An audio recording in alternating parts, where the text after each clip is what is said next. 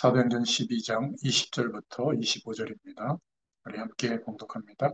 헤롯이 두로와 시던 사람들을 대단히 노여워하니 그들의 지방이 왕국에서 나는 양식을 먹는 까닭에 한 마음으로 그에게 나와 왕이 침소 맡은 신하 블라스도를 설득하여 화목하기를 청한지라.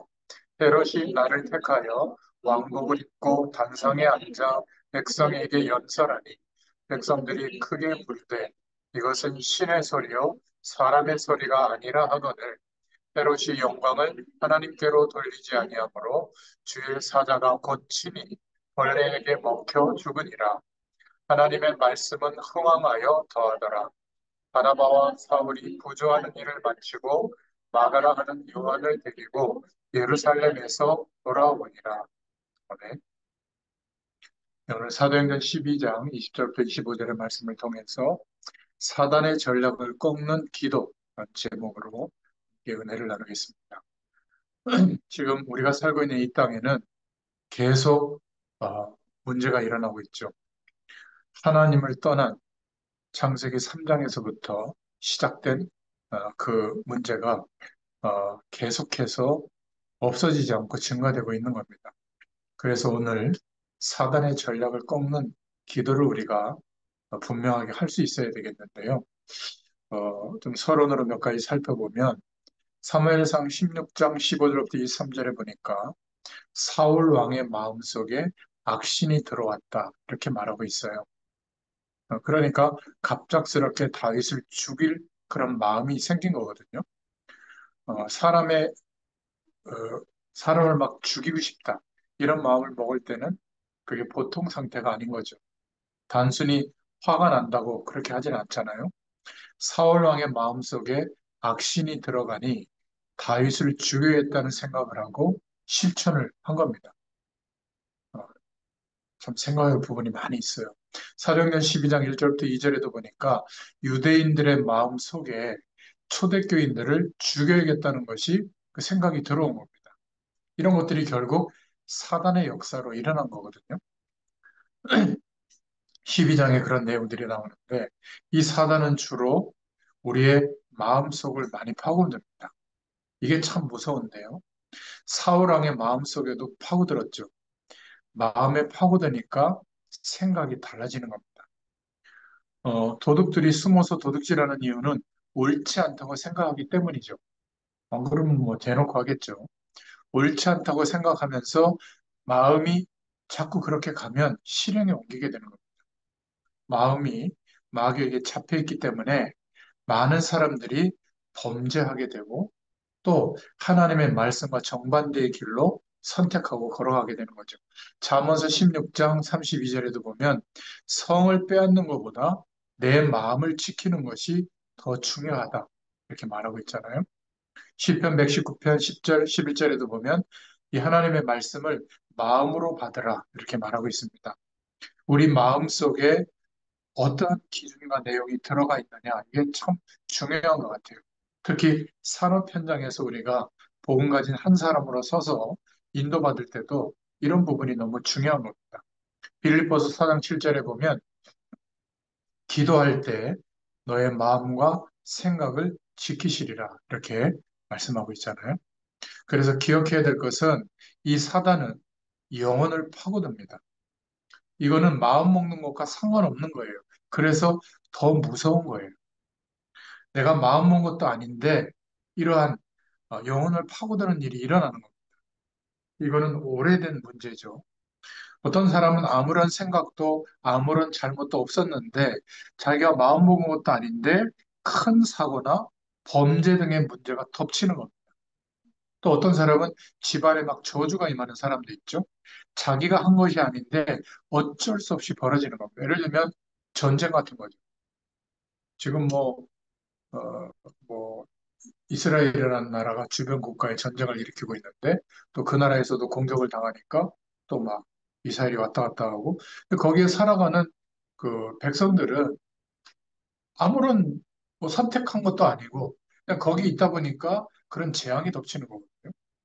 뭐 건물 안에 사람들이 사는 곳에 지하를 파고 뭐 본부를 만들고 뭐 미사일 발사대를 만들고 이러니까 아예 건물을 그냥 미사일로 폭격해 버리잖아요.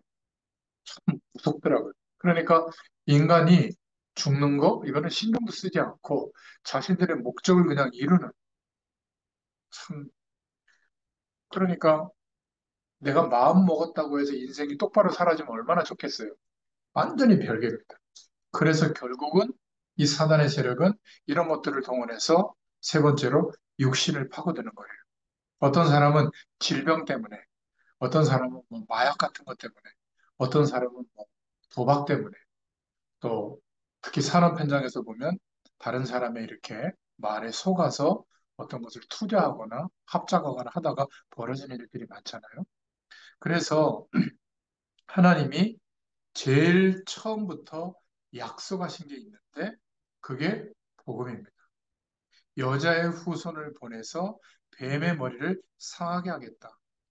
창세기 3장 15절에 말씀하고 있죠. 도대체 이 사단이 어디서 나왔는가에 대해서 하늘에서 타락해서 나온 것이다. 성경은 분명히 말하고 있거든요. 처음부터 하나님은 바로 우리에게 복음을 주시고 이 저주의 세력을 꺾을 수 있도록 다시 하나님과 함께하는 축복을 누릴 수 있도록 역사하신 겁니다. 또 창세기 6장 14절에 네피림이라는 단어가 나오는데 이 단어가 무엇을 말하는지 모른다면 사실 하나님의 응답과는 상관이 없는 거죠. 요즘 말로 말하면 귀신 들린 자라는 뜻인데 위에서 떨어진 자, 네피림의 시대, 사단에게 장악된 시대가 모든 문화를 형성하기 때문에 하나님이 없어도 살만하다라는 거예요. 그게 문화화되고 경제화되고 사회 조직화되어져서 살아가고 있는 겁니다. 이때 하나님이 멸망해서 멸망을 임할 수밖에 없는 그 상황에서 해방될 수 있는 길, 방주 안에 들어오면 산다고 말해 주는 거 있는 거죠. 창세기 6장 14절에. 여러분, 미국이나 유럽은 문화가 좀 앞서 있다 보니까 표시가 안 날 뿐이지 멸망이라고 하는 시간이 더 빨리 올 수밖에 없는 그런 수준으로 가고 있어요. 선진국들은 더합니다. 한국보다 더 심각하다고 봐야 되는데 여러분 미국이나 유럽 가서 거기서 사는 교포들 어, 그냥 잠깐 주재원으로 있는 사람 말고 아예 거기서 1대, 2대 이렇게 살고 있는 사람들의 삶을 한번 보세요. 막 thank you, 뭐, I love you, 뭐 sorry, 뭐 excuse me 이런 단어를 쓰면서 아주 그 뭐라고 그럴까 상대방을 배려한 이런 문화가 있는 것 같은데 제가 볼 때는요 너무 쫓기고 살아요. 돈, 돈 없으면 그냥 막 길거리를 내앉거든요. 뭐 이렇게 봐주고 이러는 게 없더라고. 그러니까 항상 삶이 불안한 거예요. 또 그 유색인종이라고 해가지고 항상 차별이 있기 때문에 차별을 당하지 않으려고 항상 조심하고 살고 그게 이제 배려하는 모습으로 우리는 보이지만 막 극도로 조심하는 거예요. 노이로제 걸릴 정 특히 전문인들은 더 하더라고요, 보니까. 여러분, 방주 안에 들어오면 산다. 이 말이 무슨 의미인지를 모르면 아무런 신앙생활에도 이유가 없는 겁니다. 예배당에 간다. 이거보다 더 중요한 것은 예배죠, 예배. 그죠? 하나님이 함께 하시는 축복을 어떻게 우리가 누릴 수 있는가? 예배인 겁니다. 그래서 40년을 광야길을 걷게 하면서 이스라엘 백성들에게 예배 회복하도록 한 게 출애굽기부터 쭉 나오는 말씀들이잖아요. 여러분 레위기 한번 읽어보세요. 뭐 계속 잡고 피 뿌리고 뭐 부정한 거 이런 거 하지 말고 이렇게 하고 저렇게 하고 뭐 별의별 게 다 나옵니다. 근데 핵심이 뭐죠? 그리스도 바라보라는 거예요. 방주 안에 들어온 사람은 무조건 산다. 처음부터 약속해 주셨거든요. 우리에게도 마찬가지입니다. 해결책은 하나밖에 없다. 메시아를 보내겠다. 그리스도를 보내겠다는 것이 구약 성경이 존재하는 이유예요. 드디어 해결할 수 있는 자, 인생의 문제, 세상의 문제를 해결할 수 있는 자가 오셨다. 그리스도가 오셨다는 것이 신약의 주제입니다. 그런데 사단은 지금도 계속 공격을 하고 있죠. 그냥 단순한 공격이 아니라 사단의 목표는 이러한 저러한 일들로 하나님을 바라볼 수 없도록 완전히 사로잡히도록 못 믿게 만드는 겁니다. 특히 지금도 땅끝까지 이 복음이 증거되도록 하시는 하나님의 일을 방해할 수도 없는데 방해하려고 본격적으로 나선 거거든요. 그래서 본론으로 가보면 교회를 공격하는, 우리 개인을 공격하는 것도 있지만 우리 개인이 그리스도 안에서 이제 교회를 형성하잖아요. 함께 공동체를 이루고 또 교회를 통해 주시는 비전을 따라 세계복음의 일들이 이루어지는데 사단은 결국 개개인들을 공격하면서 교회를 공격하는 게 목표예요. 오늘 사도행전 12장에 보면 바로 이 사단이 교회를 없애려고 국가 공권력, 왕을 동원해 가지고 공격하고 있는 거거든요. 얼마나 사람들이 착각하냐면 막 추종하는 겁니다. 와, 저 사람들의 말이 말이지, 정말 막 어마어마하다. 막, 에, 뭐라고 말합니까? 헤롯이 나를 택하여 왕복을 입고 단상에 앉아 백성에게 연설하니 백성들이 크게 부르되 이것은 신의 소리요, 사람의 소리가 아니다. 뭐 얻어먹으려고요. 그냥 정치권에 보면 사회를 움직이는 지도층에 보면 거기에 머리를 조아리고 막 칭송합니다. 그것을 진짜라고 생각하고 다 착각하죠. 영혼이 간 사람이 한 명이 없어요. 건불 10년이라고 했나요? 10년 가는 사람도 없어요. 그런데도 거기에 막 목숨 걸고 있는 겁니다. 이권이 달려 있으니까. 그런데 그 힘을 동원해서 초대교회를 없애려고 했지만 오히려 벌레 한 마리를 동원해 가지고 주의 사자가 친 겁니다.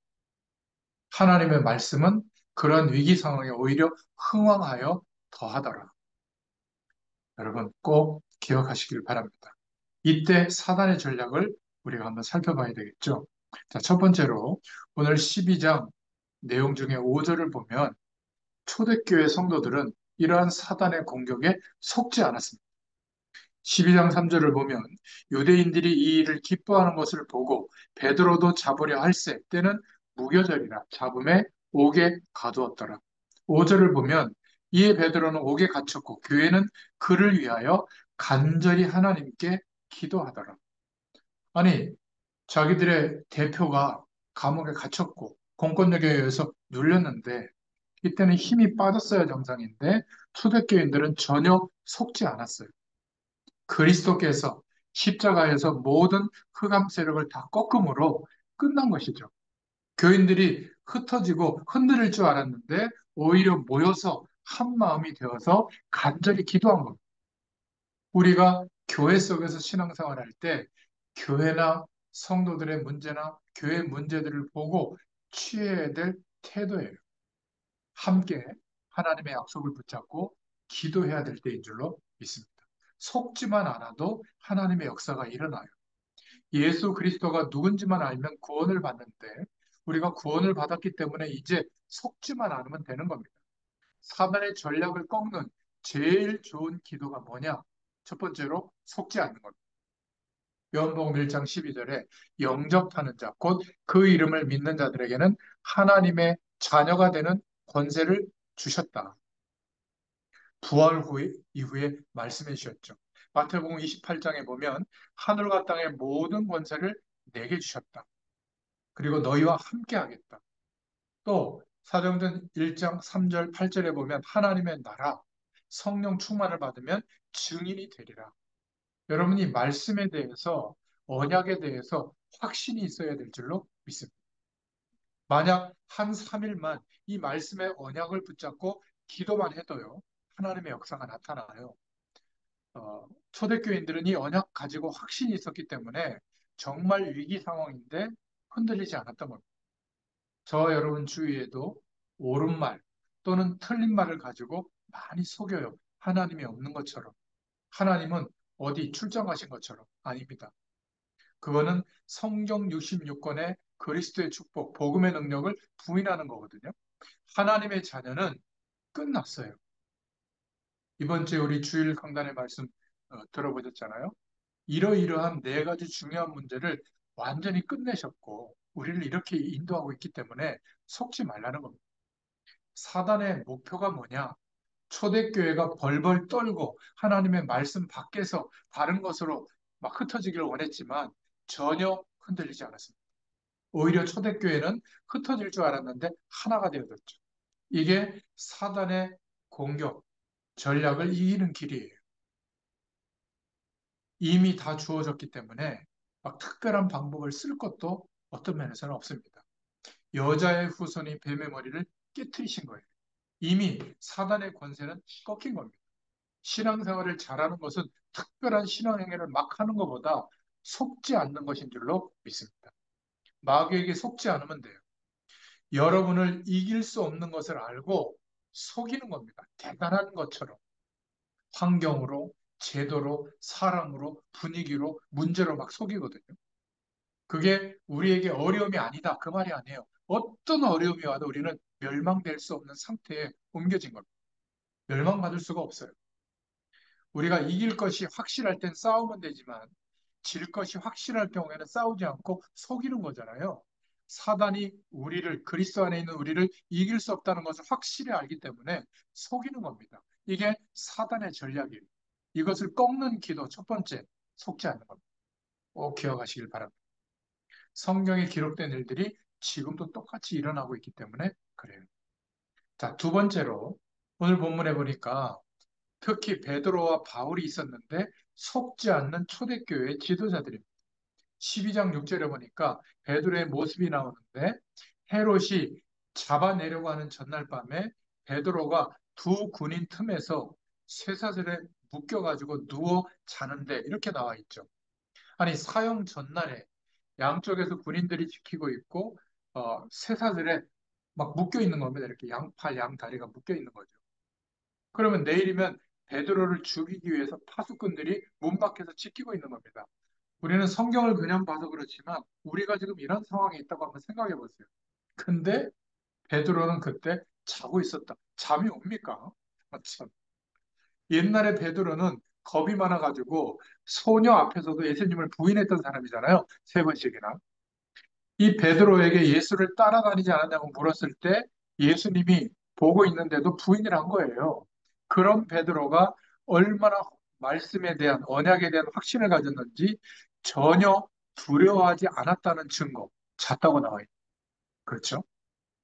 그리고 사도 바울도 보면 사도행전 9장 15절, 19장 21절, 27장 24절에 보면 너는 이방인과 임금들을 위해 택한 나의 그릇이다. 바울이 어떤 사람이었죠? 예수 믿는 사람을 잡아 죽이러 다니던 체포대장이었어요. 그렇지 않습니까? 이 사람이 이렇게 변한 거예요. 속지 않은 지도자, 하나님의 약속을 믿는 지도자들이 일어나게 된 거죠. 로마도 보아야 하리라. 바울아 두려워하지 마라. 가이사 앞에 서야 하리라. 이러한 자신을 향한 하나님의 언약적 축복을 확실히 알고 있었기 때문에 흔들리지 않은 줄로 믿습니다. 우리가 하나님의 약속의 말씀을 붙잡고 믿음으로 기다리기만 해도 흔들리지만 않아도 우리가 하나님의 자녀가 확실하기 때문에 분명히 하나님의 역사는 일어납니다. 또 이 당시에 요한을 한번 보세요. 마지막 사도. 계시록에 보면 반모섬에 유배됐다고 나오죠. 유배되어 가서도 하나님의 언약을 붙잡고 환상 중에 계시해 주시는 요한 계시록의 내용을 기록할 정도였습니다. 속지만 않으면 될 줄로 믿습니다. 자, 그래서 세 번째로 복음 안에는 어마어마한 배경이 있다는 사실을 기억하시길 바랍니다. 12장 7절에 보니까 오늘 호련히 주의 사자가 나타남에 옥중의 광채가 빛나며 이게 우리의 배경이에요. 아까 그 교통사고 당한 그두 분, 차 범퍼 조금 떨어지고요. 병원도 안 가셨어요. 두 분 다. 차가 이렇게 막 빙글빙글 돌았는데 고속도로입니다. 110km를 달리는. 저는 두 분이 얘기해서 저도 그렇게 인정했는데 천사가 지켰대요. 그렇지 않고는 그 고속도로에 트레일러는 멈추기 어렵잖아요. 비가 많이 안 왔으면 그날 트레일러가 미끄러 브레이크 밟아도 그냥 막 덮치는 거 아닙니까? 근데 다소 있더래요, 트레일러. 저기 따라보니까. 그래서 확인했다는 거 아니에요? 아, 사명이 아직 남아있는 게 맞구나. 죽음에 대해서 염려할 필요가 없구나. 확신을 우리가 가졌다고 그랬거든요. 여러분, 이 주의 사자가 나타나는 것. 천군 천사가 더운데요, 지금. 하늘 배경이 임하는 것. 이게 우리의 진짜 배경인 줄로 믿습니다. 두려워할 필요가 없다.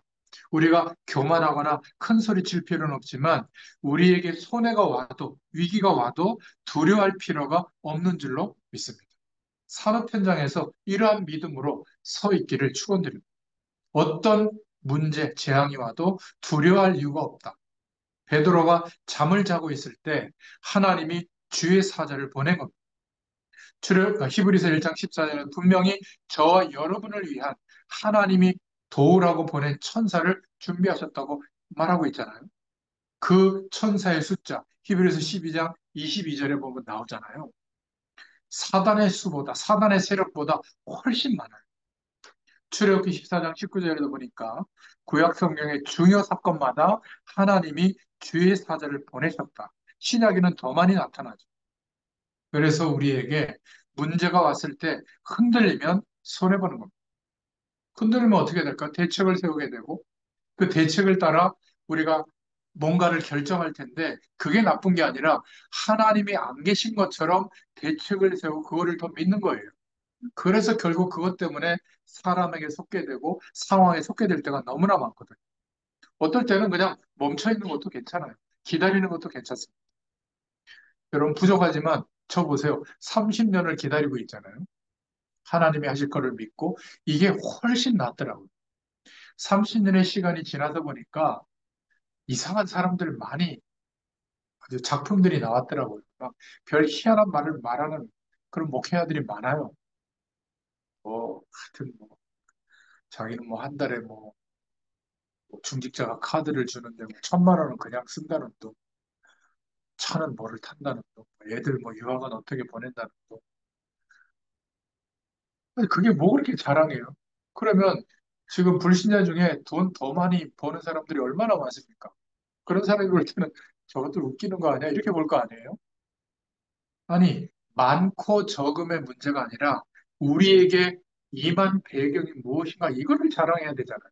오히려 그 배경이 우리에게 임해 있는데 내가 보이는 이런 조건 때문에 사람들이 이걸 쳐다본다고 그 과감히 버려야죠. 그게 뭐가 그렇게 대단합니까? 그렇잖아요. 결국 시간 지나면 아무것도 아닌데 거기에 사람들은 반응하고 있는 거거든요. 기억하시길 바랍니다. 우리의 배경은 다르다. 세상에서 이해할 수 없는 배경이 임해 있다.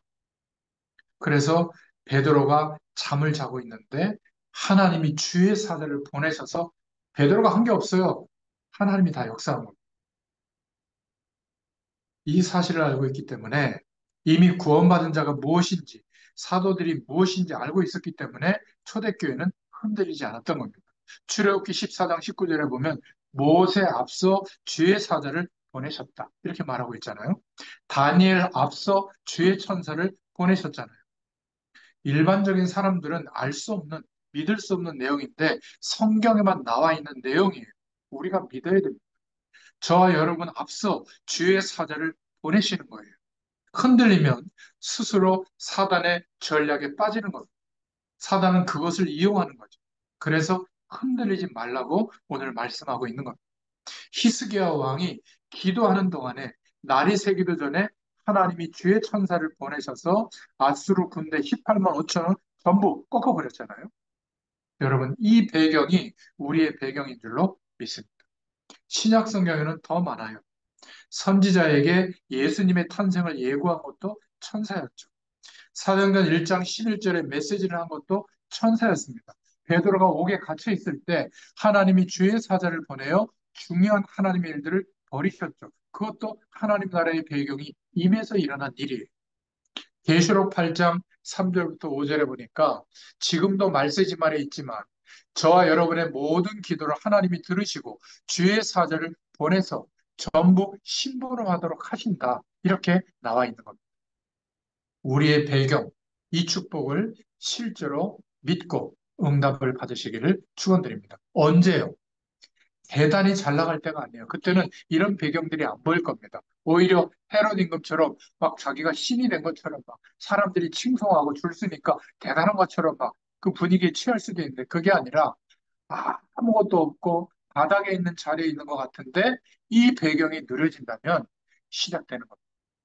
그리고 하나님이 하시는 일을 봐도 놀랍지 않죠. 하나님이 하신 거니까. 하나님의 능력과 방법으로 하신 거니까 그건 당연한 거 아니겠어요? 영광을 하나님께 돌려드릴 수 있는 줄로 믿습니다. 자, 오늘 결론입니다. 실제로 어떻게 이 사단을 꺾을 것인가? 어렵잖아요. 예수 그리스도의 이름으로 명령하면, 우리가 직접 기도하면 하나님의 역사가 나타납니다. 더 좋은 방법이 있어요. 예수 이름으로 기도하면 분명히 사단은 가는데 또 오거든요. 그래서 복음의 뿌리를 내리면 이게 더 좋은 방법이에요. 복음의 뿌리가 내려진다는 것은 예수 그리스도의 축복을 이 세상에 살아왔던 어떤 경험과 지식보다 가장 중요한 내용이구나. 이러한 기준으로 우리의 삶에 뿌리가 내리면 통과해보면 사단은 알아서 도망가게 되어 있어요. 여러분, 더 중요한 방법이 있습니다. 세 번째로. 사단의 주특기가 속이는 거거든요. 사단이 없는 줄 아는 것도 속이고 있기 때문입니다. 안 보이니까. 교회들이 말하지 않고 있는 것도 속고 있기 때문이에요.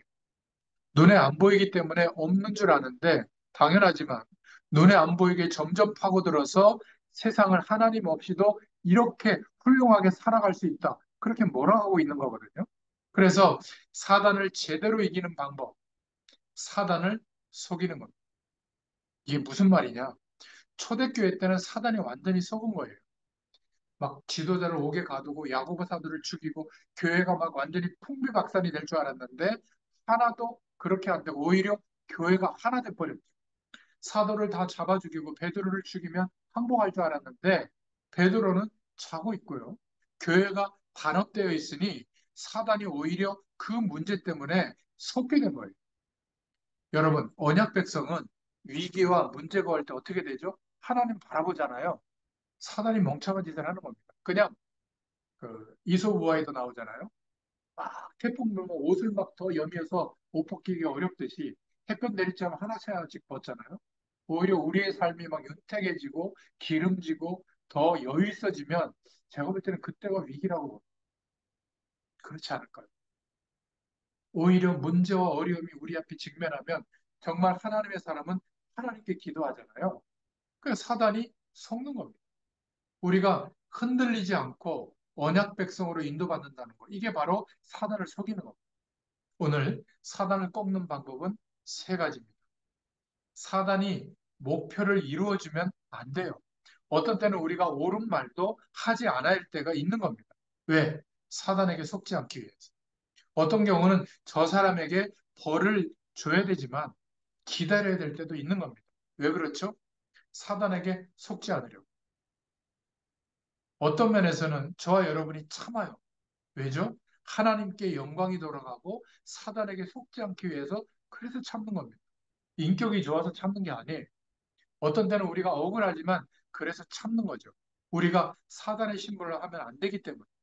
어떤 때는 우리가 원수인 사람도 도울 때가 있어요. 왜 그렇죠? 사단에서 속으면 안 되니까. 사단의 목표에 속으면 안 되니까. 예수 이름으로 기도하면 사단이 쫓겨나가지만 상황이 되면 또 찾아오거든요. 초대교회 앞에 사단은 완전히 꺾였습니다. 기억해야 돼요. 불신앙 앞에서는 사단은 왕이지만, 그래서 자기의 마음대로 하지만 우상 숭배하는 사람도 잘 사는 것 같은데 그것은 잠깐이에요. 강도나 사기꾼 따라다니면 돈은 잠깐 벌 수 있죠. 잠깐입니다. 불신자 앞에서 사단은 왕노릇하지만 복음 앞에서는 완전히 결박됩니다. 아무 힘이 없어요. 그런데 문제는 우리가 속는다는 데 있거든요. 복음이 없는 교회는 정말로 문제가 되지만 올바른 복음 가지고 있는 교회는 어마어마한 능력이 되는 줄로 믿습니다. 우리는 어느 날 반드시 한계가 옵니다. 그러나 성령의 역사로 그 인도함을 받고 있다면 한계가 오지 않을 줄로 믿습니다. 중요한 사람들에게 한계가 오지 않도록 성령께서 함께 하시고 구하는 자에게 역사하세요. 오직 성령이 임하시면 권능을 받고 땅끝까지 증인이 되리라. 그리고 천국 배경이 우리에게 있기 때문에 예수 그리스도의 이름으로 기도할 때 무궁무진한 하늘 군대가 움직입니다. 이런 놀라운 힘의 배경이 저와 여러분에게 있는 줄로 믿습니다. 한번 믿고 기도하시길 바랍니다. 하나님이 어떻게 하시는가 한번 보자고요. 그리고 사단의 세력을 이길 수 있는 어마어마한 힘이 예수 믿는 우리에게 있다는 거 꼭 기억할 수 있기를 축원합니다. 이것이 되지 않는 교회는 아무리 많이 있어도 사단이 볼 때는 아무 힘이 없는 거예요. 이것이 되지 않는 산업인들이 아무리 많이 있어도 사람이 볼 때는 코웃음 치는 겁니다. 왜 사단 이야기를 우리가 해야 하고 알아야 되는가? 성경에 있기 때문에 너무 많이 있습니다. 상상외로 이 영적 존재가 힘이 강해요. 그리고 상상외로 저와 여러분의 삶 속에, 산업 속에 깊이 파고들어 있습니다. 그리고 예수 믿는 사람도 건드리고 있어요. 말해줘야 되고 알고 있어야 됩니다. 창세기 3장에서 시작되어져서 계시록 19장까지 사단에 대해서 말하고 있거든요. 성경이. 지금 온 문화와 경제 속으로 파고들어서 뒤집고 있는 겁니다. 하나님 없어도 되는 것처럼 사단의 장난감이 되고 있는 겁니다. 복음의 뿌리를 내리지 못하고 사단의 전략을 모르는 교회와 목회자와 성도는 사단의 장난감인 겁니다. 온 동네를 마귀가 끌고 다니죠. 뭐 교회가 되겠습니까? 뭐 문제는 당연하고 그냥 비웃음이 되는 거예요. 여러분, 복음 안에서 일어나는 성령의 역사는 무궁무진한 힘이 되는 줄로 믿습니다. 저와 여러분이 이 무궁무진한 힘을 얻기를 축원합니다. 무궁무진한 이 영적 배경을 누릴 수 있기를 축원합니다.